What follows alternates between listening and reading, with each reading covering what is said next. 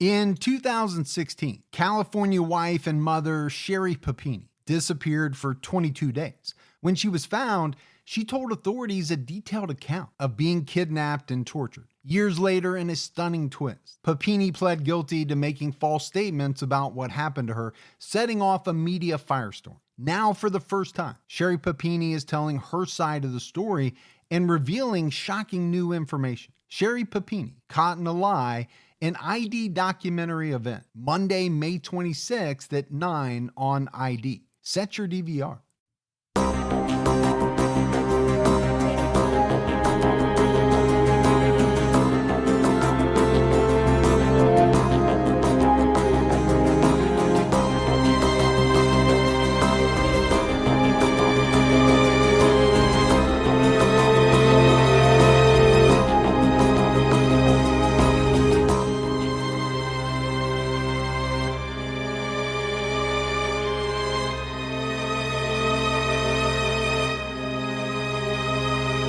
Hello, everyone, and welcome to episode 290 of the True Crime All the Time podcast. I'm Mike Ferguson, and with me, as always, is my partner in true crime, Mike Gibson. Gibby, how are you? Hey, I'm doing good, man. How about yourself? I'm doing really well. Good. Having a good week, and, ready to get into a really good episode on TCAP. Before we do that, let's go ahead and give our Patreon shout-outs. We had Sandy Lutz. What's going on, Sandy? Ashley Garwood. Hey, Garwood. Ricky Mason. What's up, Ricky? Mackenzie Young. Hey, Mackenzie. Dana Smith. What's up, Dana? Christine Bruges. There's the Bruges. Georgie Hackett jumped out at her highest level. Hey, Hackett. Priya Patel. Hey, thank you, Priya. Joseph Mendoza. What's up, Mendoza? Bill Ratcliffe. Hey, Bill. Lily Cash Bouchel jumped out at her highest level. Ooh, Cash Bouchel. Caitlin Taylor. Hey, Caitlin. Gloria Short. Well, appreciate that, Gloria. Andrea Bonagovsky. Ooh, Monogoski. Katerina Lindborg. Hey, Lindborg. Becky Scoville. What's going on, Scoville? Lori Pepper Dominique. Papa Dominique. We got a lot of fun, interesting names this week. We do. We had Sean Tulos. Hey, Toulouse. Heather Tart Diaz. What's on, Tart Diaz? Molly. Good old Molly. And last but not least, Stephanie Poplars jumped out at our highest level. Poplars. So we appreciate all the new support. And then if we go back into the vault, this week we selected Doreen Woods. Well, thanks, Doreen. You're awesome. Yeah, we appreciate all the support we get. We had some PayPal donations from Exquisite Vintage Jewels. Nice. Got to get those exquisite. Why would you try? Why would you try? That's my question to you. But a valiant effort. Yes. And a donation from Torin Rasmussen. Well, thank you, Rasmussen. So, it's all quite exquisite. Yes, it is. In my mind. Yes. Appreciate it all. And I'm vintage. You are vintage. That's for sure. Gibbs, right now on True Crime All the Time Unsolved, we have an episode out where we head to Australia to talk about the disappearance of 49-year-old Melissa Caddick. So this is a fairly recent case as far as unsolved cases go for us. Yeah, it is, but it's a really good one. You need to listen to it. We're going to dive into what occurred before the disappearance, and then, of course, obviously the disappearance. And I'd say it's shocking. I think you guys might find it shocking, too, that comes down the road after her disappearance. And then we'll dive into some theories. Yeah, so make sure you check that out. All right, buddy, are you ready to get into this episode of True Crime All the Time? I'm ready. We are talking about a lesser-known serial killer by the name of Lawrence Dalton. Lesser known, but absolutely a very nasty individual. Lawrence Dalton committed brutal crimes against women and girls in the 1970s. He wasn't arrested until one of his victims escaped and reported him to the police. So I say nasty, he's definitely nasty, but to me, Gibbs, what I viewed in Lawrence Dalton is a man who didn't really care about anyone or anything other than using women to meet his needs, his sexual needs. Yeah. And that's the way I see this guy. He used women, and when things went badly, he killed them. Used and disposed of them, just like that. Yeah. Yeah. And obviously we'll get into all the details. The other thing I'll say is that this was a tough case to put together We run into this from time to time, but doing the research, you really saw varying sources with different information. I mean, different victims' names, different dates. It was very strange because, as we'll see, Dalton was in a bunch of different states. Right. So obviously a lot of different papers kind of covered his case, at least certain aspects of it. But they were all over the map as far as the details. Well, maybe the fact checkers back there didn't do their job. Well, people make mistakes. They do. The good thing is there are some court documents, and I kind of go by those as probably being more accurate than maybe some of the reporting. Oh, for sure. Lawrence Dalton was born on April 12th, 1945. The Waukegan News Sun did provide some pretty good information about his early life in a 1979 article that they did. Dalton was born in Chicago. 2 parents, Delilah and Nicholas Dalton. He has one younger sister named Margaret. He often went by the names Larry or Bill, reportedly because he associated his name with his father. So when you read articles about, his case, you'll see some of these names used interchangeably by the people who knew him. People knew him as Lawrence, Larry, Bill. All over the place. Now, according to his sister, he had a very violent temper growing up. At the age of 12, Dalton was placed in a children's home. He has claimed that he finished the 5th or 6th grade. So he had a 5th or 6th grade education, but his mother said that he earned an 8th grade education. She said that he was definitely behind in school. And according to her, the school just wanted to get rid of him. Now, that would not be out of the realm of possibility. No. Schools sometimes want to get rid of kids. I know. And will let certain things slide so that, these kids move on. Exactly. But to me, whether he finished the 5th grade, the 6th grade, or the 8th grade, he didn't have much of an education. I think that's pretty safe to say. In 1960, he got into trouble for shoplifting and stealing school books. He spent time in the St. Charles School for Boys, a state-run institution. In 1961, he dropped out of school and he got involved in some auto theft, but he later said he wasn't arrested or convicted. Now, Dalton claims that he married for the first time in 1963. And this is kind of part of the reporting. It's a little contentious how many times this guy was married. It's possible he may have been married as many as 6 times. Oh, man, that's a lot. But the reports and the records are kind of all over the place. I think after 30, you probably ought to give up. 3? Yeah. Now, there's people out there that have been married 4 or 5 times. Well, that's good. So I think I see where you're coming from. Yeah. You just giving up after 3. But I think there's a lot of people that are like, they're looking for love. They're looking for that partner, and they're not going to give up. Right. Keep searching. His sister Margaret told the Waukegan News Sun, "We don't talk about it in the house. He's caused us too much trouble, and we don't want anything to do with him. He has no feelings towards us, none whatsoever. When it comes to something like this, I almost feel that I don't have a brother." You get to the point where you don't want to talk about it. You think it's a nightmare, and you'll wake up and it'll be gone. Now, you and I often talk about, what victims go through, what victims' families go through. Right. We don't always talk about what the family of a vicious killer goes through. I think you're seeing some insight into it here. His sister is basically saying, we don't talk about him. Now, obviously, this article is after everything has come out, right, about what he's done.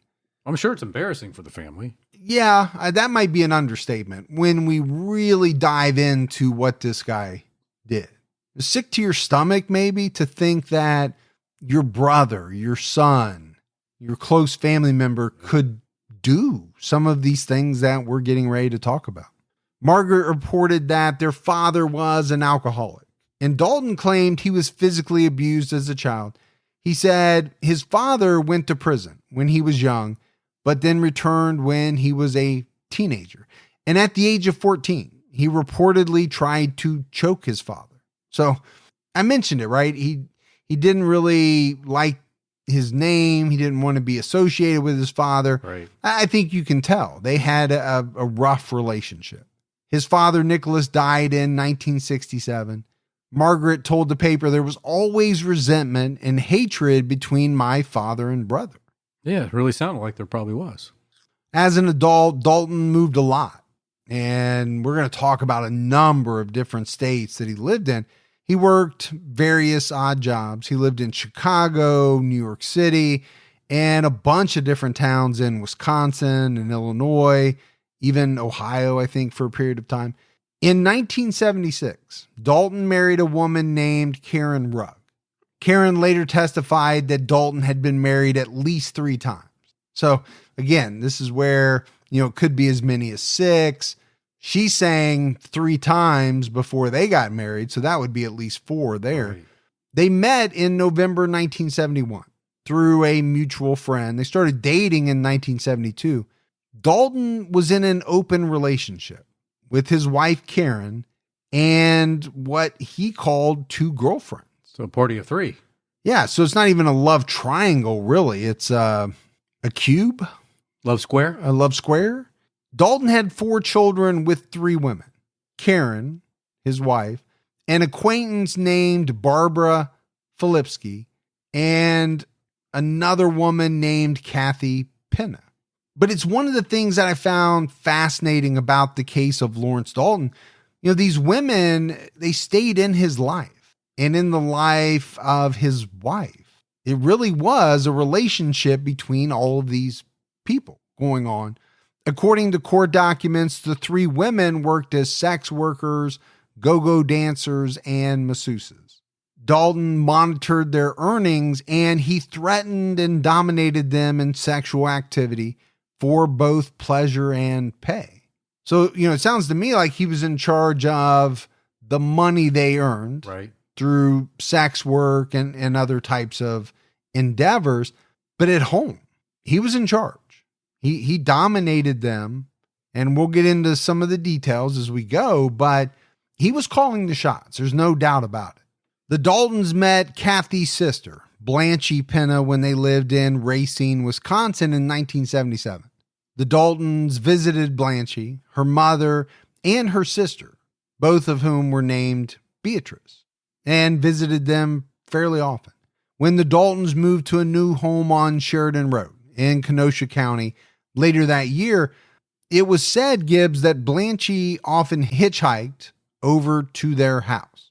So she went there willingly, voluntarily, to see them. On August 31st, 1977, Dalton was supposed to give Blanche a ride to the unemployment office, but Beatrice eventually contacted the police because Blanche never came home. Dalton was questioned and said that Blanche asked to be taken to SC Johnson & Sons Incorporated in Racine. So I definitely think the police considered him a suspect.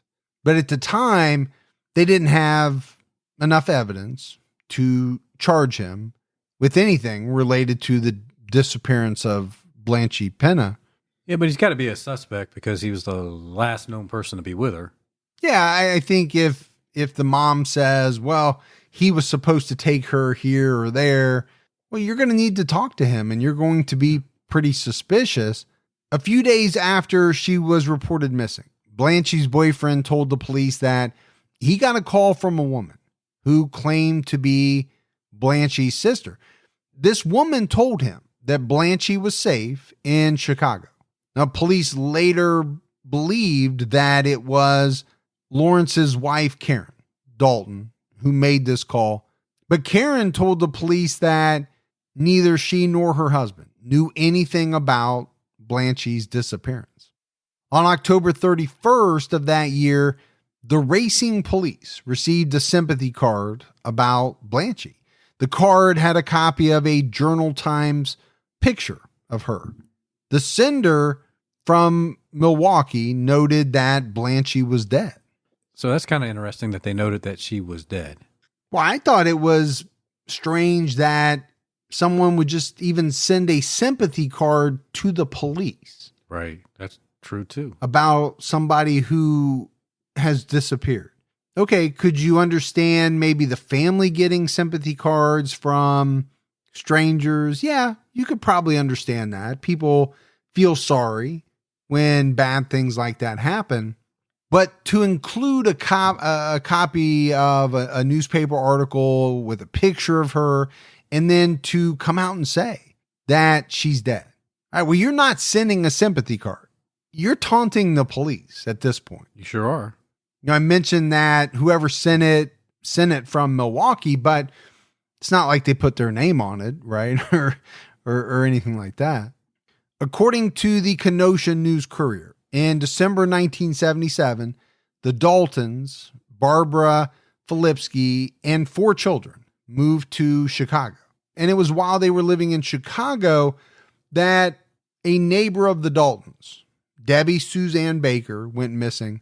Authorities came to believe that Lawrence Dalton killed Debbie, hid her body for more than a week, and then put her body in a trunk and then dropped it into a river. The Chicago Tribune reported that Debbie Baker also went by the name Shirley Taylor. She was found on May 24th, 1978, in a trunk in the Fox River. But we said she lived right next door to the Daltons. And then police discovered another tie-in, and it was that she worked for this company, the Emash Temporary Help Service, under her false name of Shirley Taylor, but so did Lawrence Dalton. At the time she worked there, he worked there driving a bus for this temporary help service. So we got a connection. I think we got multiple connections, right? Next door neighbor, worked at the same place. A few months later, the group moved to Brooklyn, New York, and they met a 14-year-old girl and the girl's mother. They were their neighbors. The mother later said in an interview that the Daltons often visited her and her daughter babysat whenever they were away from home. So there's a couple things, right? They're moving around a lot. They are. And it wasn't known at the time, but looking back, they're moving after someone has been murdered. A lot of people would see that as some form of guilt. Yeah, but I think if you're the police, you don't know it, right? Right. I mean, we know it, so we're saying it that way because we have all the pieces of the puzzle and can put them in any order that we want. Now, the police would know it later on and be able to put together that same puzzle. Now, this 14-year-old girl, she plays an important part in the story. We won't say her name, but she later told the police that she was having trouble at home, and she accepted an invitation from the Daltons to be their live-in babysitter when they moved to Ohio. So they moved to Ohio. This 14-year-old girl moved with them. They didn't stay in Ohio long, I don't think. They eventually moved to Waukegan, Illinois, and she moved with them there as well. In November 1978, the Daltons wanted to move to Milwaukee. And so they asked this girl's mother if she could go with them to be their babysitter. The girl left home with Karen Dalton and 3 of the children on November 25th, 1978. And Gibbs, this girl's mother didn't hear from her again until April of 1979. That's almost 6 months. Yeah, 5-6 months. It doesn't sound like maybe a long time, but it's the circumstance that goes with the time. If your child is missing, 5 or 6 months is an eternity. Oh, absolutely. But in a different context, it's a college basketball season, right? And it's over very, very quickly. It's interesting when you look at periods of time in different contexts because they mean different things. Yeah, they obviously do. So eventually the Daltons called the mother and said that her daughter didn't want to come home to Brooklyn. Now, Gibbs, what they told the girl was that her mom didn't want her to come back, and she was putting all of her kids in foster care. So you can see what they're doing, right? They're playing one off of the other, telling each person something different, but making each person, the mom and the daughter, believe that the other doesn't want them or doesn't want to be with them. Sure, if you can get them to believe that, then you're not expecting them to come find you. Yeah. And or this 14-year-old maybe is more apt to want to stay with you if she truly believes that her mother doesn't want her. Well, yeah, because she's going to look for some type of security. But it's very devious. After a few weeks, the mom reported her daughter missing, but the police were said to have been very reluctant to pursue the matter because, after all, she really had given the Daltons permission to take her daughter or for her to go with them. So it's something that you and I talk about in a lot of cases. All right, how are the police looking at this or that from, their point of view? I think the minute they find out that this whole thing was, consensual, for a lack of a better word, as far as this 14-year-old going with this family, well, then where's the crime in their eyes? I'm trying to, put myself in their position. That's obviously what they must have been thinking.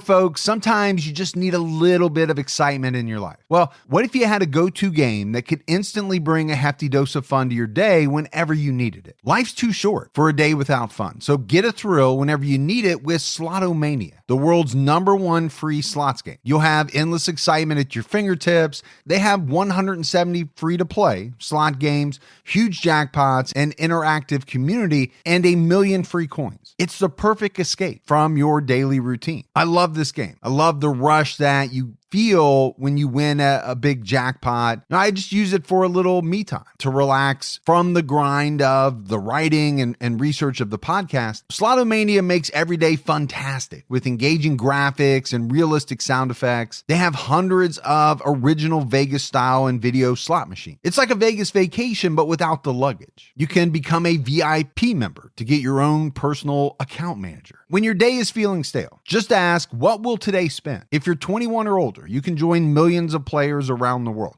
Download Slotomania, the #1 free slots game, on the App Store or Google Play Store and get 1 million free coins. That's Slotomania on the App Store or Google Play Store for 1 million free coins.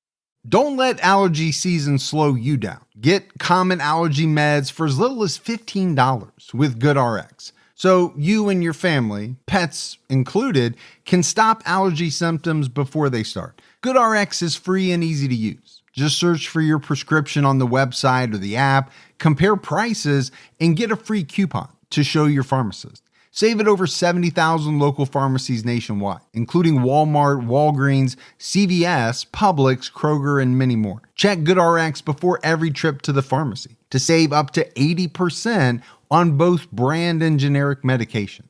And did you know GoodRx rewards you for saving money too? Join GoodRx Rewards today and earn points every time you use a coupon. Remember, GoodRx is not insurance, but works whether you have insurance or not. And it could be your insurance copay price. I've been using GoodRx for years, and I can't tell you how many times I have saved money even with my insurance. Stop allergies before they start and save big on allergy medications this season with GoodRx. Go to goodrx.com/TCAT. That's goodrx.com/TCATT. On December 25th, 1978, the girl's mother was called and informed that her daughter was missing. The girl was told that her mom had the Daltons' phone number, but refused to call them. What a thing to have to do on Christmas Day. Get a call that your daughter is missing. But then, the 14-year-old is being told something completely different. Hey, your mom doesn't want you. She has our number. If she wanted to call and talk to you, she would, but she doesn't. Yeah. How does that make you feel?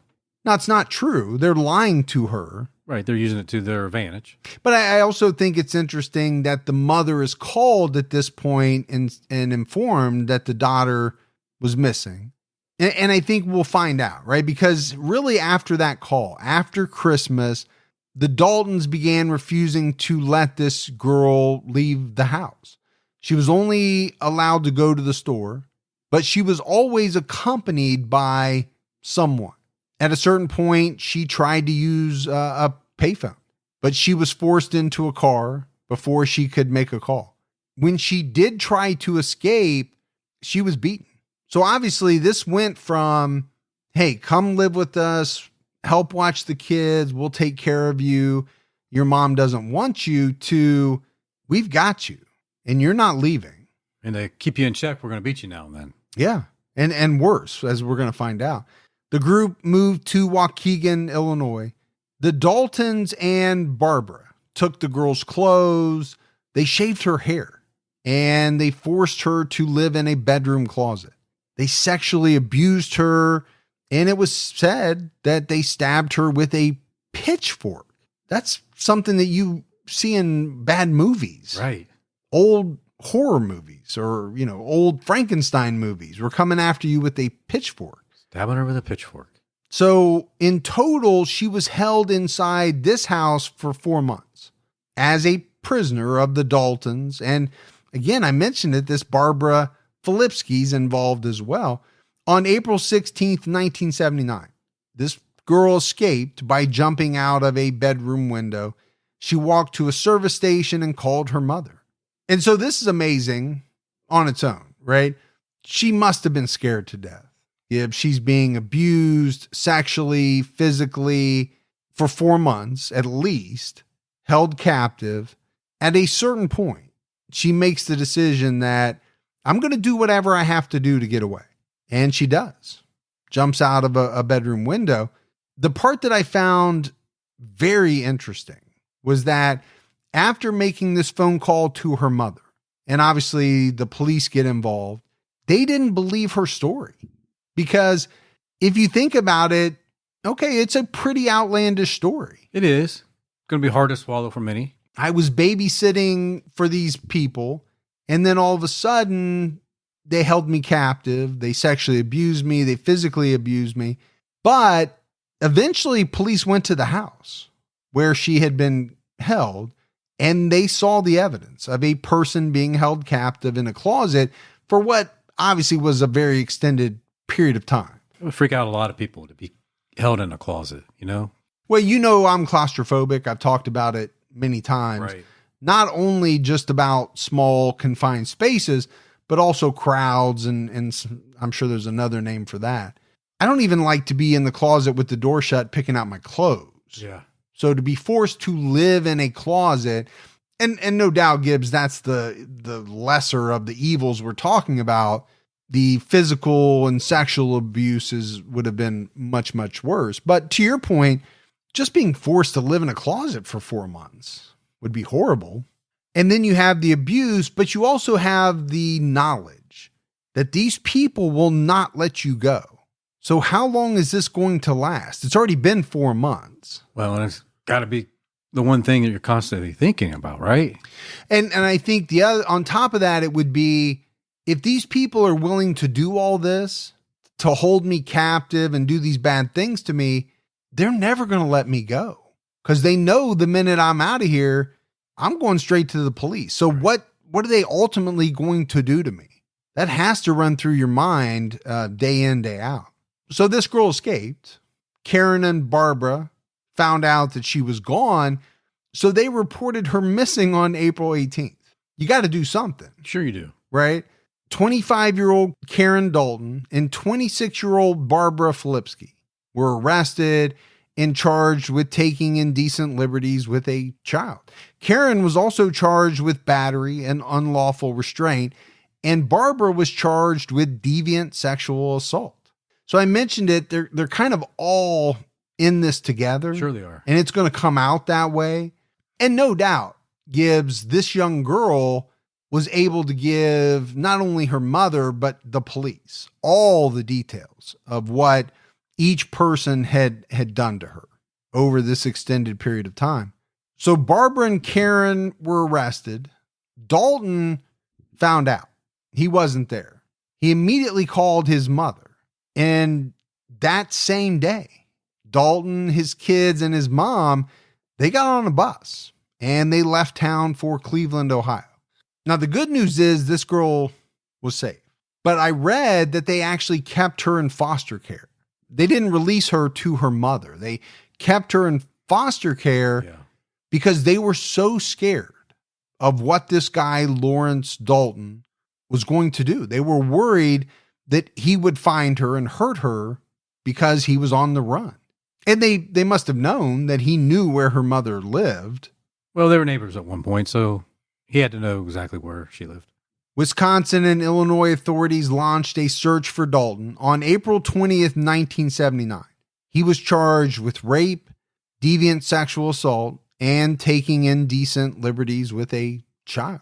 So all of this stems from, the escape of the 14-year-old girl and what she said happened to her. But after Karen and Barbara got arrested, they started talking and they implicated Lawrence Dalton in the murder of Blanche Pinna. Doesn't sound like they're going to go down by themselves. They're going to take him down with them. Well, and they know everything because they were involved in a lot of things. On April 20th, 1979, the police dug up a body in the front yard of a house on Sheridan Road in Wisconsin. And this was the house that Dalton had lived in from March 1977 to February 1978. So did Karen and Barbara too. Yeah, I think it sounded like in the research, it was off and on. Maybe Karen was there, the whole time. Barbara was there off and on, maybe. But obviously this dig came from information provided by Karen and Barbara. Barbara told the police that Dalton was soundproofing the trailer attached to what she called a converted fruit stand that they apparently lived in. I've been to a lot of fruit stands. Most of them are not very big. No. And I'm racking my brain trying to figure out how you convert most of the fruit stands that I've been familiar with into a livable abode. Well, I did see an HGTV special about how to convert your fruit stand into a fun little getaway home. Yeah. Well, you joke. It would not surprise me in the least if HGTV had that. Right. Because they're flipping and flopping and they convert a shipping container into a multi-million-dollar mansion somehow. It'd be called Extreme Fruit Stands. Yeah. Yeah.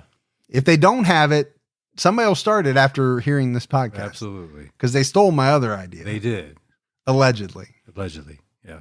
So they dug up this body, and the body was identified as 25-year-old Blanche Pinna, who was missing from Racine, Wisconsin. Blanche was found with a stocking stuffed in her mouth and duct tape wrapped around her mouth and face. Her body was too decomposed to determine her exact cause of death, but her hyoid bone in her neck was fractured, which did indicate strangulation. So I mentioned it, early on, Gibbs. There's a lot of court documents associated with this case. A lot of the appeal documents really kind of lay out the information, at least as it was relayed by Dalton, Karen, and Barbara. So on the day Blanche was murdered, Karen was living somewhere in Kenosha, and Barbara was living somewhere else in the city. I said they were off and on, right? Living together, living apart. Kathy Pinna's location, so that was Blanche's sister, was unknown at the time. But what was known was that Dalton had custody of his children. Every time we talk about Kenosha, I always think about John Candy in that Home Alone movie. When she takes because that's where he's going with his polka band. They're like the Kenosha polka players. Oh, or something yeah. like that. Yeah. How about that? Yeah. I miss John Candy. I know. And I know you enjoy the polka. I do enjoy a good polka. So Karen and Dalton showed up to the Pinna home in separate vehicles. Karen told Dalton to take Blanche to the unemployment compensation office in Racine. Karen was going to take Kathy and another Pinna daughter to a different location. Now, Dalton admitted in some of these court documents that he had thoughts about having sex with Blanche. He had touched her breast and made comments about sex before. Oh, he even told Barbara about these thoughts. Yeah, and I think, that's what makes this case so strange. A lot of times when we talk about serial killers and sexual predators, that type of stuff they keep from spouses, mates. I mean, that they just don't share that information. Right. That doesn't seem to be the case here. And it's one of the reasons why I found this one so interesting. Barbara, Karen, they knew a lot, and willingly or unwillingly, we'll dive into that, they participated Right. in some of these acts. Now, initially, Dalton lied to investigators and said that he did take Blanchie to the unemployment office. He later testified, though, that he took her to one of his homes while he waited for an exterminator. They spoke to the landlord, then went to the house that he shared with Barbara. So I don't know if the guy shared a house with Karen. He shared another house with Barbara. It's a very strange situation that was going on. There was a trailer on the property that you could get into from the house. And Dalton even soundproofed that trailer. Right. We said, right, Barbara had told somebody that, some authority, but he tested the soundproofing by having Barbara enter the trailer and scream. So obviously he would have been standing on the outside, but Barbara later said he told her that he was going to keep a girl locked up in the trailer bathroom. So she was aware of it. She knew why he wanted a soundproof, and she went along with it. Yeah, I think she knew. Now, let's say you didn't know. Do you think you would question somebody as to why they wanted to soundproof a location? I think most would when it came to something like that. Now, if you're going to start a podcast, It's different. okay, maybe that's a good reason to want to soundproof something. I think definitely if you're going to do a podcast in a trailer, Right. you probably need some soundproof. Sure. Now, we know Lawrence Dalton wasn't doing any podcasting in the late 1970s. So we're back to Dalton and Blanchie. They're at, his home. He told Blanchie to wait outside. He went inside the house and asked Barbara if she wanted to, quote, have a party. Those were his words. That's what he later said with Blanchie. Barbara said no.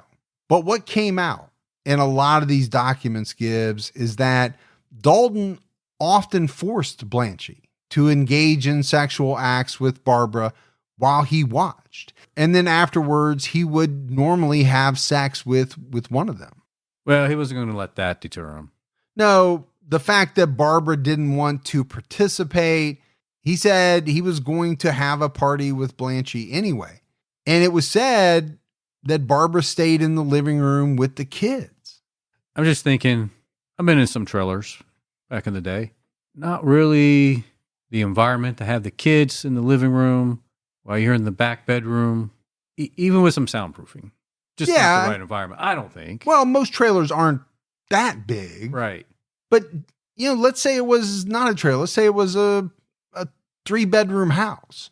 You're still, as a woman, going to sit in the living room with the kids knowing what this man is about to do to this 25-year-old woman. Yeah. There's something wrong there. Very wrong. I mean, obviously what he's doing is wrong, but what Barbara is doing in this situation is very wrong as well.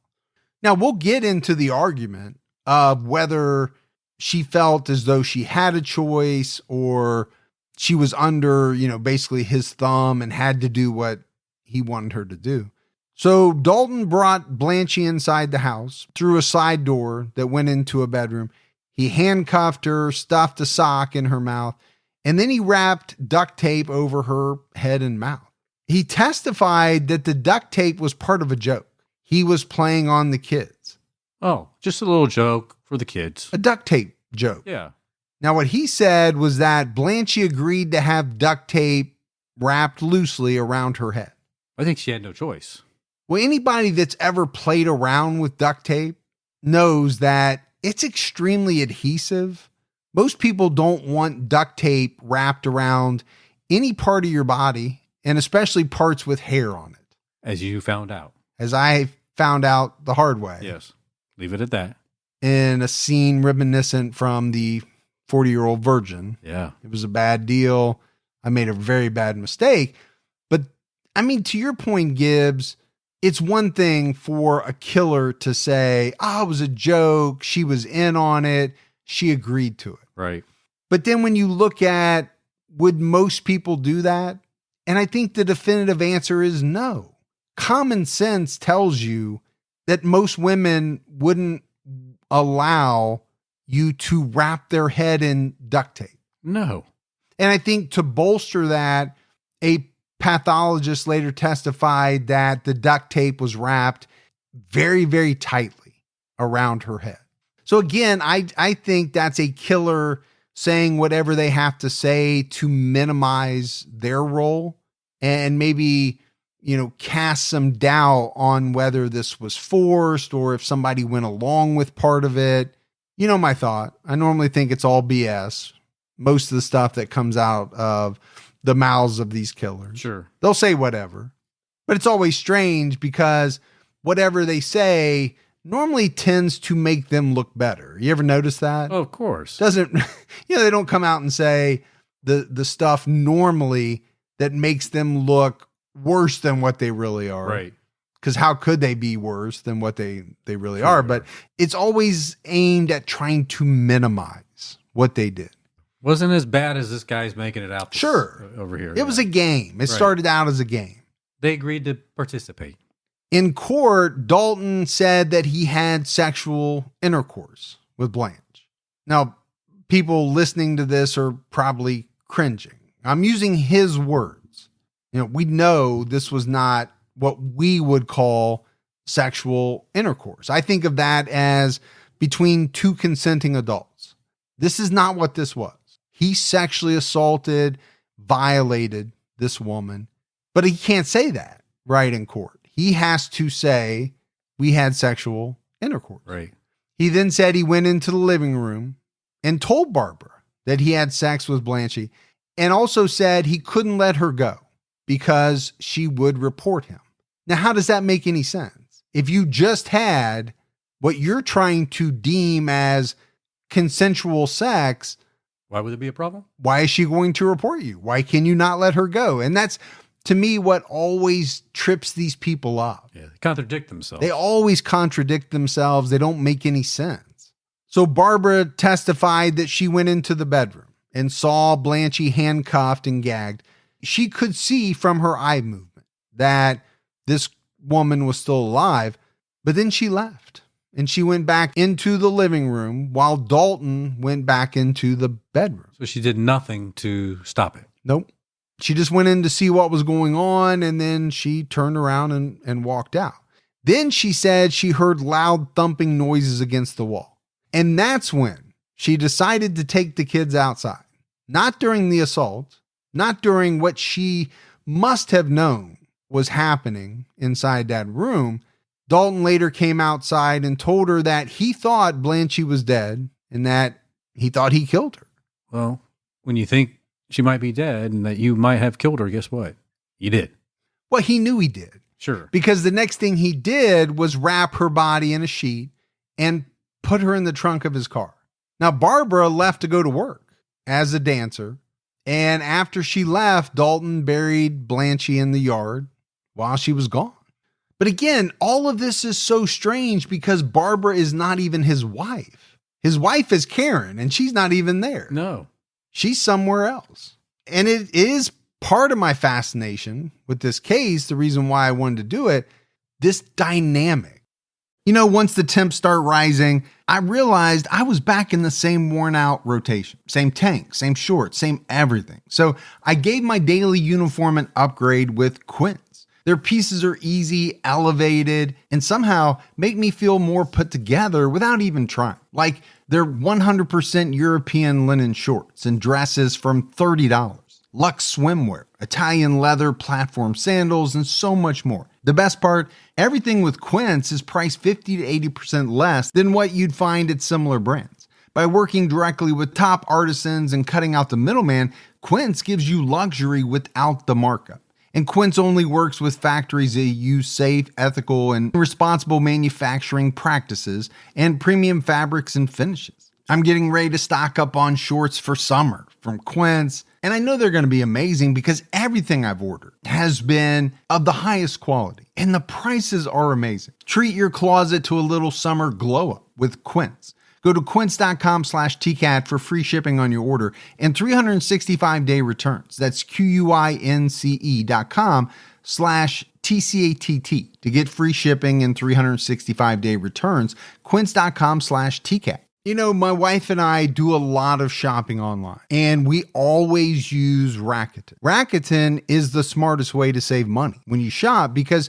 you earn cash back at over 3,500 stores. We're talking fashion, beauty, electronics, home essentials, travel, dining, concert tickets, and more. Your favorite stores like Macy's, Nike, Sephora, Dyson, and Lowe's. And that's just to name a few. Pay Rakuten to send them shoppers. And Rakuten then passes on a part of that payment to its members as cashback. Cashback is deposited directly into your PayPal account, or Rakuten can send you a check. You can even maximize your savings by stacking cash back on top of other deals, like store sales and coupons. You're already shopping at your favorite stores. Why not save while you're doing it? It really is a no-brainer. Membership is free, and it's easy to sign up. Get the Rakuten app now and join the 17 million members who are already saving. Cashback rates change daily. See Rakuten.com for details. That's RAKUTEN. Your cash back really adds up. So, Gibbs, we're going back in time, right, to tell what happened to Blanchie as it came out in court documents. But as it relates to the story, we have to move back forward to where they are searching for Lawrence Dalton. And 34-year-old Lawrence was arrested on April 22nd, 1979 at a hospital in Cleveland, Ohio. So they tracked him to Cleveland. The police learned that he had checked into a hotel. When they got to the hotel, the clerk said that Dalton had gone to the hospital. He was admitted for stomach pains, and apparently he had 4 young children with him. Dalton was last seen April 20th with the children and his mother, but when he was arrested, his mother wasn't there. So I can only surmise that Karen and Barbara got arrested. He thought, oh, I got to get out. I grabbed my kids, I grabbed my mom. We're headed to Cleveland, but police tracked him down. He was charged with the murder of Blanchie Penna on the day of his arrest. He waived extradition to Waukegan, Illinois. In his arrest interview, he made a lot of incriminating statements. And it was said that he even compared himself to John Wayne Gacy. Right? So in some instances, you're going to deflect. You're going to make yourself look better than what you really are. But then you're going to compare yourself to John Wayne Gacy? Is he looking for notoriety? I don't know. I mean, it's a weird comparison. At any level. Well, and it's really weird when you think about Gacy's crimes. Right. Compared to this guy's crimes. I mean, they were sexual. He did murder, but they don't really match up with Gacy's crimes at all. When Dalton was arrested, he told the police that Blanchie reacted violently. So he grabbed her by the neck and choked her to death. How else would she react? Right. Calmly? He was sexually assaulting her, raping her, had her all tied up in duct tape.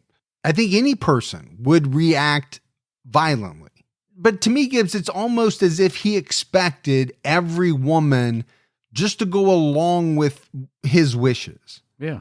That's what he expected.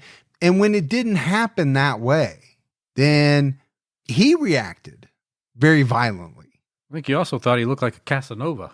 And he does not, or did not. He did not. And obviously doesn't today. He's in his 70s, but he did not back then. He had some crazy 70s hair, like combed over and just a weird looking guy. Yeah. George Clooney, this guy was not. He also told one detective that Shirley died when he made advances to her and she hit her head on a pipe. Well, how did she hit her head on the pipe? He didn't say. I mean, you can make the inference that she was trying to get away from him, but does that really hold water? Or again, is he just trying to minimize his role? But he did say he wrapped up her body and threw it in a lake. And we mentioned it, right? Debbie Baker went by Shirley. So that's ultimately who he's talking about. And we talked about Debbie Suzanne Baker earlier. I read, Gibbs, that Cook County was planning on filing charges against Dalton for her murder. Workmen found Debbie in a trunk in the Fox River on May 24th, 1978. According to the coroner, it looked like she had been dead for somewhere about 8 to 10 weeks. But they found a newspaper insert from March 8th that was inside the trunk. The trunk was not locked, and she was stuffed in a barracks bag. According to the Chicago Tribune, coroner Mickey Babcock said that she probably was beaten to death. Authorities believe that Dalton hid her body in a false wall at a house on Argyle Street and then later put her in a trunk and dumped it in the river. Her body was unidentified for almost a year. It wasn't until April 24th, 1979, that the body was tentatively identified as Debbie Baker. So 2 murders so far that we've talked about in connection with Lawrence Dalton. There was the imprisonment and sexual assault of the 14-year-old girl from Brooklyn. Right. But Dalton was also suspected of the murder of 12-year-old Lisa Slusser in Waukegan in 1977. Lisa was kidnapped on August 24th, 1977, in a rural area near Lake Michigan. She was less than a mile from her house. She had ridden her brother's bike to collect acorns for a school art project. Neighbors saw Lisa in this wooded area around 3:30 p.m. They also saw a 1955 black Chevy station wagon that people said was jacked up in a car turnaround in the woods. I took that to mean not jacked up as in beat up, but up on a jack. Yeah. As if somebody was changing a tire. Lisa's bike was found in a ditch near the intersection of Ganster and Sheridan Roads. Mildred Schlosser reported Lisa missing when she hadn't come home for a couple of hours. Police officers, firefighters, and volunteers searched for her on August 25th. Authorities found Lisa's body the next day on the 26th near Russell, Illinois, 5 miles from Lawrence Dalton's house and about 11 miles from her home. And her body was found after 3 teenagers submitted a tip to police. She was found naked. She had been stabbed to death on the bank of the Des Plaines River. Her skull was fractured, and she had been sexually assaulted. Investigators believe she was taken to this spot and then killed. Her clothes were found in a completely different location. And early on, these 3 teens who had submitted the tip were held for questioning, but eventually were not considered suspect. So Dalton's murder trial started on October 24th, 1979. He pled insanity at first, but then withdrew that plea before the trial started. The defense argued that Dalton had psychiatric problems and that he shouldn't be charged with first-degree murder. He should be charged with second-degree murder. Karen Dalton testified that on August 31st, 1977, Dalton told her and Blanche's mother that he didn't know what happened to Blanche. Karen was going to take the Beatrices to the welfare office, and Dalton was supposed to take Blanche. She said she saw him at about 5 p.m. that afternoon. Dalton said that Blanche left home because of a fight, and he left her at 16th Street. She was upset, but he didn't know where she was. Karen claimed she didn't find out about the murder until they were about to return to Wisconsin from New York. She wanted to leave and stay with the Pennas, but Dalton said she couldn't because he had killed Blanche. Karen said she talked Dalton into going to a psychiatrist in New York so that he could qualify for welfare payments. Barbara also testified. She said that Dalton wanted to bring Blanche in for what she called a party. Barbara and Karen claimed that Blanche never participated in parties and never had sex with them or Dalton. Barbara said that she told Dalton to take Blanche home. But that goes against, right, the testimony that we've already talked about. Dalton said that Blanche had participated in some of what he called these parties with everyone before. The Journal-Times reported that Barbara testified, Larry told me to go in and talk to her. She looked at me. I could see her there like she knew who I was. I couldn't stay in the room. She was all curled up. When Barbara came back from work on September 1st at 3 a.m., she saw Dalton closing the trunk of his car. He said that a man saw him digging a hole out front and asked him if he was digging a grave. Dalton told the man he was checking water pipes. I'm telling you, Gibbs, if I go out at 3 o'clock in the morning, let's say to put my trash out, and I see my next door neighbor digging a hole in his front yard, I'm going to have some questions. Yeah, I would too. Now, it's your yard. Do what you want, unless you're burying a body. That becomes an issue that the whole neighborhood's going to have with you. Yeah, well, if I see that at that time of night, I'm calling for a little drive-by. Sure. But both women testified that Dalton beat them often, and that he also threatened the children to prevent them from leaving him. Barbara claimed that Dalton was physically abusive to her and the kids. He once tried to run over one of the children with his car. Well, that's abusive. She also said that he once choked her because he said she wasn't making enough money. Well, he was pimping them out. Yeah, he essentially was. These women in his life. She said she didn't turn him in for the murder of Blanche because he said he would turn her in as an accomplice. Yeah, I'm sure he held that over her head. Yeah, I mean, this is where we always go to when we get to the trial phase. People are going to say different things. And really, it's up to the jury and us as we tell and those listening to the story later on, who do you believe? Do you believe Lawrence Dalton when he says it was all fun and games with the duct tape and it was for the benefit of the kids? Or do you believe Barbara when she says he threatened to turn her in as an accomplice to the murder? Now, I'm not saying she did everything perfectly correct. Right. Obviously. But I think her story is much more believable. Doesn't make it right. It's just more believable in my eyes. Yeah, true. Barbara testified that when they found out the 14-year-old girl had escaped, Dalton gave her $200 to bail Karen out in case she got arrested when she reported the girl missing. Barbara said that Dalton was worried and told her that he would have to lock the girl up or kill her once they found her. So, it was calculated, right? Barbara knew about it. Karen knew about it. They were there. They knew this 14-year-old girl was being held against her will. Yeah, they had to accept some form of guilt. Sure, responsibility. Right. They knew what Lawrence Dalton was doing to this girl to the point where once she escaped, they came up with a plan to report her missing, and they had a very good idea that they would probably get arrested. Now, the Journal-Times reported that Barbara testified saying about the girl, "You don't know what the girl did to our kids. She slapped them, and she had my little boy convinced she was a witch. She stole money and told lies. She was ripping up Karen's clothes." Again, is that true? Or are you just trying to say a bunch of disparaging remarks because you're in trouble? Right. You're in hot water. But even if it was true, does it give you the right to do what they did? That's what I was thinking, right?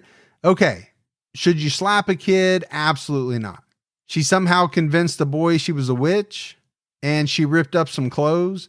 Does not equate to being kidnapped, forced to sleep in a closet, and being sexually assaulted by this monster. Right. For months and months and months.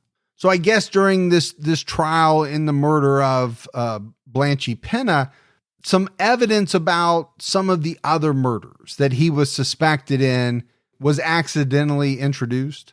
So his attorneys jumped on that. They demanded a mistrial. And basically, I think what it was the prosecutor had a police officer read some statements from Dalton's interview where he said, that he would sign confessions. And he said, "I just want to get this over with. I killed them people. I need help." So they wanted a mistrial. The prosecution argued that it was an accident, and the judge let the trial continue. The 14-year-old girl and her mother testified on October 26th. and I won't go into the testimony because basically we've talked about everything that happened to this girl. What I will say, Gibbs, is that, what strength for a 14-year-old girl to testify against her monster. Of course, yeah. And probably extremely powerful to a jury. I would think so. Had to have been. On October 31st, 1979, Lawrence Dalton was convicted of first-degree murder, kidnapping by deceit, and first-degree assault in Kenosha County, Wisconsin. The jury only deliberated for about 2 hours before they found him guilty, so I think they were pretty convinced. Yeah, I don't think they were going to linger too much on that. On November 1st, he was sentenced to life in prison for murder and then 15 years for kidnapping. He had to go for a mental health evaluation before being sentenced for sexual assault. The state committed him to Central State Hospital in Wisconsin because they determined that he did have mental and physical aberrations as to sexual matters and was in need of some type of specialized treatment. When he got to this hospital, Dalton refused to eat. He tried to end his life. They had to force feed him. Well, he was probably devastated by the sentence that he got in Wisconsin, and then he has to answer for what he did in Illinois.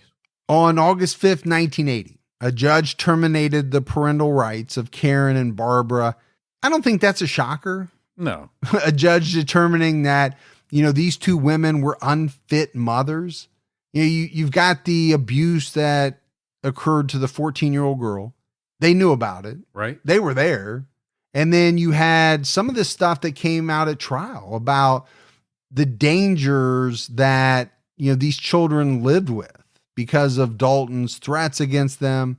It even came out that he once allegedly played a game of Russian roulette with one of the children. They should never have been around him. No, but it always comes down to that question. Did they stay voluntarily, or were they too scared to leave because they were afraid what would happen to them or the kids? And I can't answer that question. Only they can truly answer that question. Now, the one thing that did happen, the charges that they had, these two women, they were dropped because they agreed to testify against Dalton at trial. I'm not happy about that, but I get it. You need them. You do, to put this monster away. And he is the bigger monster. He's the bigger fish. You'd like to see everybody get what they deserve, but sometimes it just doesn't work that way. The last thing you want to see is this guy go free. Exactly. Can't have that happening. So you mentioned he was facing charges in Illinois. He got convicted of charges there as well. I won't go into, all the particulars because we're running long. But his first appeal was argued in August 1980 and decided on in September of that year. The court stated in their ruling that Lawrence Dalton lured Blanche Penna to Dalton's residence where he handcuffed and gagged her, had forcible sexual intercourse with her, and then killed her. Dalton was convicted of first-degree murder, kidnapping by deceit, and first-degree sexual assault. He appeals. We affirm. Okay, short and sweet. Yeah. He was convicted of this. He did this. There's no reason to, overturn it in any way. Now, he did appeal the first-degree murder conviction, arguing that he didn't intend to kill Blanche. He also argued that the exclusion of psychiatric testimony at trial led to his wrongful conviction. And there were some psychiatrists for the defense that testified that he had a sociopathic personality, but he didn't intend to kill Blanche. So, right, obviously that's what the defense was trying to do. He didn't have the intent, so how can it be first-degree murder? But some of these psychiatrists, their testimony wasn't allowed. The trial court found the testimony of the psychiatrist I just talked about not competent. So their testimony was stricken. And then the defense actually removed one of their own psychiatrists because he stated that Dalton had the capacity to form intent to kill. Well, not somebody you want on your defense. No, but I think he's telling the truth. He is. That's the problem. When you get a professional, right? They're supposed to tell the truth. Now you want them to tell the truth that plays into your narrative. And this guy didn't. So we got to yank him. Because you probably had somebody like me that came across and said, but does he have the capacity to form intent to kill? And the guy's like, yes. In your incredible cross-examination moment? My Perry Mason moment? Sure. Yes. Although Perry Mason was a defense attorney, I'll let that slide. But it's still a moment. It's still a moment. So the other thing that he argued, Gibbs, was that Karen should not have been allowed to testify about his confession to killing Blanchie and burying her body in the front yard because it was privileged communication, right? Husband to wife. But the court responded by saying, yeah, well, you also admitted to murdering this woman in front of 3 police officers and admitted it to a fellow inmate. They also said he never denied it on the witness stand at trial. So he had opportunity. Yeah. He also tried to appeal the conviction for first-degree sexual assault, even though he admitted that he raped this woman. So again, this is, to me, trying everything. Well, of course, you're going to throw it all up on the wall and hope that something sticks. But it doesn't make sense, right? It flies in the face of the things that you've already said. Right. If you're going to throw something up there, make it worthwhile. Dalton tried to end his life a couple of more times, leading up to his trial for his Illinois crimes. He pleaded guilty on November 20th, 1981, and was sentenced to 100 years for the murder of Debbie Suzanne Baker.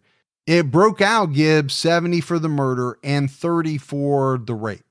Then on December 11th of that year, he pleaded guilty to rape, deviant sexual assault, and indecent liberties with a child. And he got 30 more years in Illinois. So in Illinois, he has 130 years. In Wisconsin, he's got life plus 15. But the question is, what does he have in Illinois? That's the real question. But he tried to fight his convictions in Illinois. He said he didn't knowingly and voluntarily waive his rights when he pleaded guilty. He was on medication and he couldn't understand the plea deal as outlined by his attorney. He was never informed that he may receive this long extended sentence. He argued ineffective assistance of counsel. In 1995, Dalton submitted his own affidavit.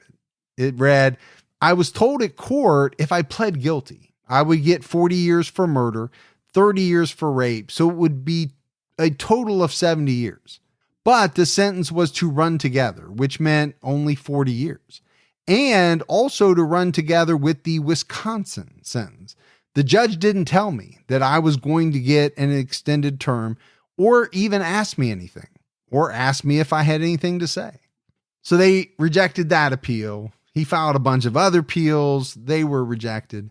So Gibbs, as we wrap up this episode, Lawrence Dalton is currently 77 years old. He's still alive. Yeah. He's still incarcerated in Wisconsin. Now, I don't believe he'll ever be paroled. I don't think so either. I mean, if a board goes back and looks at what he did, I just don't see them hitting the approval stamp on this guy. But even if they did, he would still have to be transferred to Illinois to finish his sentences there. Where they have a not so cozy cell room waiting for him. And a very, very long sentence. Yeah. And then at some point he'd have to go to Illinois. And who knows how long he'd have to do over there. I see what you did there. Nice. Well, you're the one that thinks there's 2 different states, Illinois and Illinois. I'm just playing up that fact. Do I got to get my cousins involved? You do. Although I actually don't want that because I could be in trouble. Yeah. You know, the one thing, and I pointed it out in the beginning, but this is a lesser known case. It received quite a bit of news coverage, but it was very inconsistent news coverage. The information was all over the place with names and dates. What I will say is that, you know, this guy is every bit as nasty as some of, you know, other more known killers that we've profiled. He was convicted of multiple murders and for what he did to that poor, 14-year-old girl. What I couldn't find was whether or not he was convicted of the murder of Lisa Slusser. I even read they planned on charging him. I just didn't see where that happened, where he, went to trial or was convicted. Maybe they figured they didn't have enough evidence, or maybe they figured out that he had so much time between his Wisconsin sentence and his Illinois sentence that he was never getting out. Yeah. We've talked about that, right? It's a calculated move. Do you want to spend the money on another trial when this guy's going to die in prison regardless, Right. no matter what you do? Yeah. And I think you have to ask, how many other victims did this guy have? Yeah, right. It's a question that we ask in a lot of cases. He was or I should say I'm sure he still is, a selfish, evil guy. He definitely used women for his own pleasure against their will. And he didn't seem to have an aversion to murder. I think, Gibbs, you'd have to at least think there's a possibility, a good possibility that his victim count could be much higher than what is known. Yeah. And he lived in a lot of different places. He did. And there was a period of time before he married Karen, because it's almost like once he married Karen and got involved with Barbara and Blanche's mother, he had 4 kids, it seemed like, between some of these women. But there was a period of time before that. You can't tell me this guy wasn't a nasty individual before that period of time. Now, did he do something and it just never came out? I always think the odds are just very good that he did. Yeah. And there's unsolved cases somewhere where he probably lived that may never be solved, but he was the perpetrator. Yeah, I believe he had a hand in a few others. But that's it for our episode on Lawrence Dalton. I did find the case fascinating. It had just a lot of strange things to it. This love cube, as we called it. Right. 4 people, 4 children. Some are moving, with this guy from state to state to state. Women are ending up dead. Yeah. But these women who live with him on and off seemed to have been privy to quite a bit of information. And didn't do anything about it. And also, didn't leave him. Again, that question always comes up. Were they scared for their lives, the lives of their children? That's very possible. Sure it is. But it's also possible that they were in on some of this. But they reveled in it? Yeah. I'm not making that accusation. I'm saying No. it's possible. It is possible. But only those individuals know. Yeah, and they're never going to come out and say that. No, why would you? Right? Again, you only say the things that make you look better. Right. In court, you don't say the things that make you look really, really bad. Right. Now, some people do. I don't understand why they do, but most don't, though. Most don't. But that's it for our episode on Lawrence Dalton. We got some voicemails. You want to check those out? Yeah, let's hear them. Hey, what's going on, Mike and Gibby? This is Nick from Alabama. I was just calling in to say I love the show. I love what you guys do. And I was just going to see if y'all had ever thought about covering the case on Mario Centobi. It's pretty fascinating about a guy down here in Alabama that escaped out of prison twice and ended up killing a police officer. And it's kind of fascinating. I just didn't know if y'all had ever heard of him or ever might think of getting a chance of covering it. But anyway, keep up the good work and doing what you're doing. All right, bye. Gibbs, I have to say I've never heard of that case. No. So I can guarantee it's not on our list, but it will be. We'll check it out, and we'll look at it for a possible future episode. Interested in hearing it. And either Roll Tide or War Eagle. I don't know. Oh, man. Whichever way you go. Here you go. Mike and Gibby, this is Rebe from Illinois. I have been listening to you guys for years, and I am finally calling for the first time because if I have the correct understanding, Mike, you and I share a birthday, and it is coming up in a couple days, so happy birthday to us. And as a gift, I got myself a Patreon membership finally. I am super excited to listen to all the new episodes I have access to. You guys are the best. You helped me get through 2020. When my kids were home all the time, I would take off on long walks and binge the podcast and come back in a much better mood. And you have also influenced my family vacations because after listening to the episode on Peter Curtin, the next time my family went up to Wisconsin Dells, we went over to the Ripley's auditorium to see his head. My kids thought I was crazy because I was super excited to see the head, but we all had a great time, and that was all thanks to you guys. And now I'm hoping that sometime soon I can get out to CrimeCon and actually meet you guys, have a drink, hang out. I love you. Keep doing what you're doing, and keep your own time ticking. Bye, guys. Man, she shares the same birthday with you. Yeah, how about that? So she obviously left this before our birthdays. So happy birthday. It's now after our birthday. Yeah, you both are older. Yeah, her saying, okay, I want to go see this serial killer's head. Yeah. A lot of people might find that odd. You know who doesn't find that odd? Most true crime fans. Yeah, they're like, where's that again? Yeah, I gotta make sure I go there. There's a famous serial killer's head. I'm in. Let's get in the car. Let's get it moving. They're Googling it right now to see how many hours it takes to get there. Exactly. Hi, this is Joan from Golden Valley, Minnesota. It is a suburb of Minneapolis. Big fan of your podcast, and definitely Team Ferguson because he's the leader and I am the leader of my family as well. I'd like to leave a suggestion of a case that is near to my heart. It's my dad's hometown, and it is a murder that occurred in Lake City, Minnesota. It's the mayor and his wife that were murdered by a 14-year-old at the time, John Claypool, who said he was locked out. It was a neighbor of his, and he, I guess, wanted to see what it felt like to kill somebody. He went next door and killed the mayor and his wife, and it was 20 years unsolved until he felt guilty, I guess, and had to turn himself in. And I guess it would have remained unsolved had he not turned himself in. But I don't think that you've done that. I've listened to, I think, all of your podcasts, and I haven't seen that you have done this one. And I would really like to hear your guys' take on that one. So, like I say, I love you guys, and keep safe and keep your own time ticking. Bye-bye. All right. Great voicemail. We appreciate it. That name is familiar. I think it's on the list, but I'll check it to make sure. Sounds like it would be a very interesting episode. That whole killed for wanting to know just what it feels like to kill. Yeah. Wow. I mean, that, all the reasons that killers give for wanting to kill kind of blow you away, but that one does for sure. And you are like a leader. I am. You're like a Kim Jong or whatever from. Let's not get crazy. Did you just compare me to Kim Jong-un? Yeah, I did. Jeez. I think of more of myself as a democratic leader. Yeah. We're working together. There you go. All right.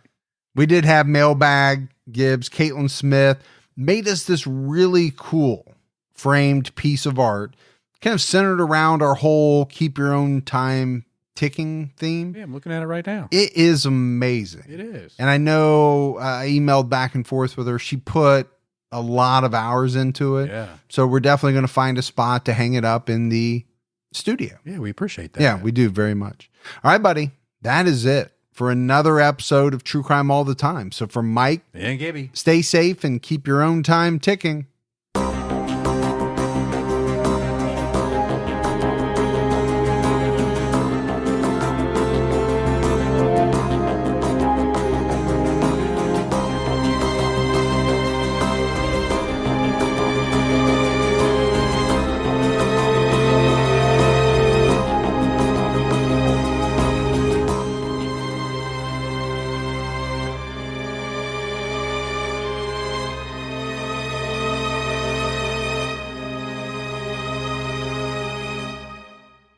How did the internet go from this You could actually find what you were looking for right away, bang. to this? I feel like I'm in hell. Spoiler alert, it was not an accident. I'm Cory Doctorow, host of Who Broke the Internet from CBC's Understood. In this 4-part series, I'm going to tell you why the internet sucks now, whose fault it is, and my plan to fix it. Find Who Broke the Internet on whatever terrible app you get your podcasts.